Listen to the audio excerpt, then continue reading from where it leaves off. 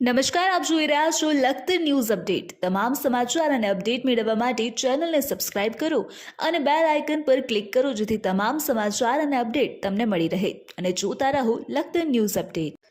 મૂડી તાલુકાના ગોદાવરી ગામના મોક્ષધામમાં વન્ય પ્રાણી સપ્તાહની ઉજવણી કરવામાં આવી। ગોદાવરી મોક્ષધામની જમીન લેબલિંગ કરી જુદા જુદા ઝાડના રોપની વાવણી કરવામાં આવી। સરકાર દ્વારા જુદા જુદા વિષયો પર એક દિવસીય સાપ્તાહિક ઉજવણી કરવાનું માર્ગદર્શન આપવામાં આવ્યું છે। ત્યારે હાલ વન વિભાગ દ્વારા વન્ય પ્રાણી સપ્તાહની ઉજવણી કરવામાં આવી રહી છે અને વન વિભાગ દ્વારા જુદા જુદા વિસ્તારના જુદા જુદા ગામડાની સ્કૂલમાં વન્ય પ્રાણી સપ્તાહની ઉજવણીના ભાગરૂપે સેમિનારનું આયોજન કરવામાં આવી રહ્યું છે।